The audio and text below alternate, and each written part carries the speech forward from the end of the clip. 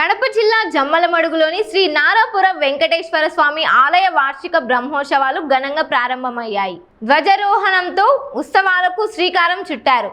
తిరుమల తిరుపతి దేవస్థానానికి చెందిన ఈ పురాతన ఆలయంలో 10 రోజుల పాటు జరిగే బ్రహ్మోత్సవాలకు భక్తులు భారీగా తరలి వస్తున్నారు. ఆలయాన్ని చలువ పందిళ్లు, విద్యుత్ దీపాలతో అందంగా అలంకరించారు. కడపతో పాటు కర్నూలు, అనంతపురం జిల్లాల నుంచి కూడా భక్తులు పెద్ద సంఖ్యలో పాల్గొంటున్నారు. ఈ ఉత్సవాల్లో 5వ తేదీన గరుడోత్సవం, 6వ తేదీన శ్రీదేవి భూదేవి సమేత స్వామివారి కళ్యాణం, 7వ తేదీన రథోత్సవం, 10వ తేదీన పుష్పయాగంతో బ్రహ్మోత్సవాలు ముగుస్తాయి. భక్తులకు అన్ని సౌకర్యాలు కల్పించినట్లు టీటీడీ డిప్యూటీ ఈవో ప్రశాంతి తెలిపారు. అలాగే ఆలయ అర్చకులు రాజేస్వామి మాట్లాడుతూ స్వామివారి కృపతో ఈ ఉత్సవాలు భక్తి పరవశంగా జరుగుతున్నాయని, భక్తులు పెద్ద ఎత్తున పాల్గొని ఆశీస్సులు పొందాలని సూచించారు.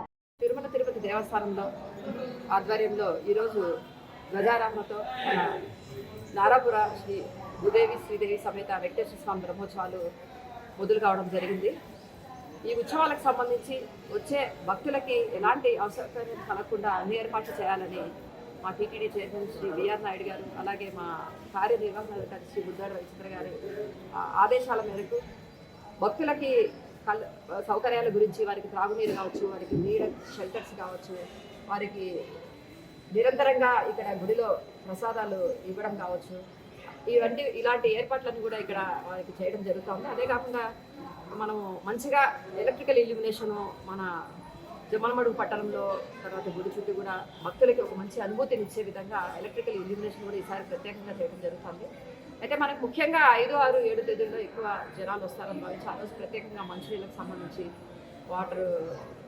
బాటిల్స్, వాటర్ క్యాన్స్ ఇట్లాంటివి కూడా ప్రత్యేకంగా మజ్జిగ ప్యాకెట్లు ఇట్లాంటివి కూడా డోనర్స్ సహాయంతో కూడా కాకుండా వారి సహాయంతో మన టీటీడీ ఆధ్వర్యంలో ఇవన్నీ కూడా 5వ తేదీ మనకి గరుడ సేవ ఉంటుంది. 6వ తేదీ కళ్యాణోత్సవాన్ని కూడా మనకి ఎక్కువ మంది వస్తారని ఊహించుకుంటున్నాం. అట్లనే 7వ తేదీ రథోత్సవం కూడా ఇంజనీరింగ్ వాళ్ళు ప్రత్యేకంగా రథోత్సవానికి సంబంధించి అన్ని ఏర్పాట్లు కూడా పూర్తి చేయడం జరిగింది.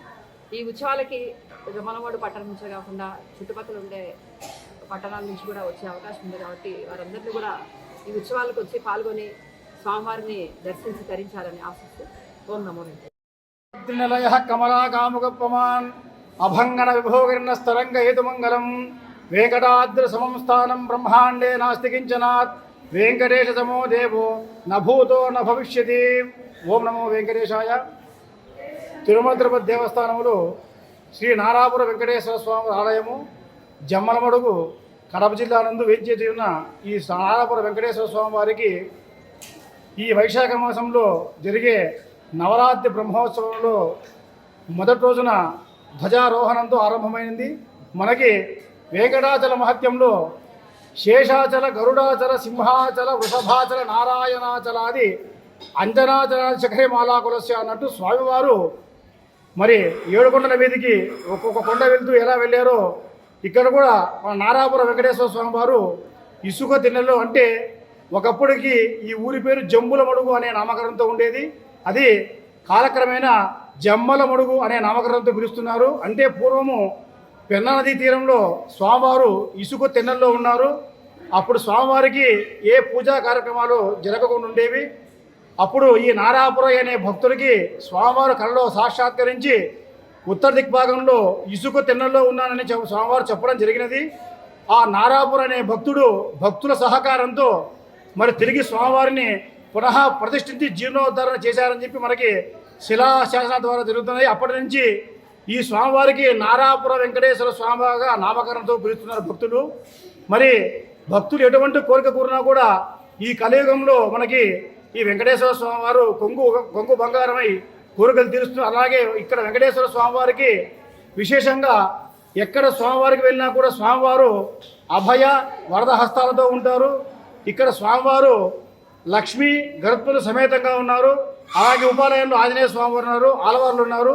ఈ వైశాఖ మాసంలో విశేషం ఏమంటే స్వామివారికి వార్షిక బ్రహ్మోత్సవంలో ప్రతి సంవత్సరం చేస్తారు. అలాగే ఈ పరాభవ నామ సంవత్సరం కూడా ప్రజలు సుఖ సంతోషాలతో అష్టైశ్వర్యాలతో తొలతూగాలని చెప్పి మరి స్వామివారికి ఎన్నో నామకరణలు ఉన్నాయి. స్వామివారికి శ్రీభూ సమేత నారాపుర వెంకటేశ్వర స్వామిగా నామకరణం చేస్తున్నారు. కాబట్టి భక్తులందరూ కూడా ఈ నవరాత్రి బ్రహ్మోత్సవాలలో ఈరోజు ధ్వజారోహణంతో ఆరంభమైనది.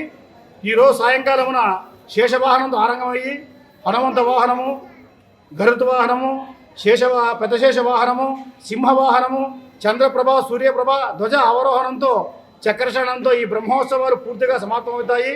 అలాగే స్వామివారికి విశేషమైన గరుడ వాహనం 5వ తారీఖు, అలాగే 6వ తారీఖు స్వామివారికి శ్రీభూ సమేత స్వామివారు కళ్యాణం చేసుకుంటారు, కళ్యాణోత్సవం జరుగుతుంది.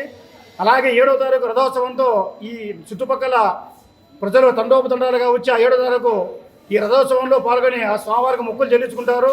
కాబట్టి స్వామివారు ఏ కోరికలు కోరుకున్నా కూడా ఈ స్వామివారు ప్రత్యక్షంగా కోరికలు నెరవేరుస్తారని చెప్పి భక్తులు అభిష్టి. అందువల్ల భక్తులందరూ కూడా ఈ నవరాత్రి బ్రహ్మోత్సవాల్లో పాల్గొని ఈ గరుడ వాహనము కళ్యాణోత్సవంలో పాల్గొని, అలాగే రథోత్సవంలో పాల్గొని ఈ చివరి రోజున పుష్పయాగంతో ఈ బ్రహ్మోత్సవ సమాప్తంగా ముగుస్తాయి. కావున భక్తాదులందరూ కూడా ఈ నారాపుర వెంకటేశ్వర వారిని అనుగ్రహం పొందాలని చెప్పి కోరుకుంటూ ఓ నమో వెంకటేశాయ.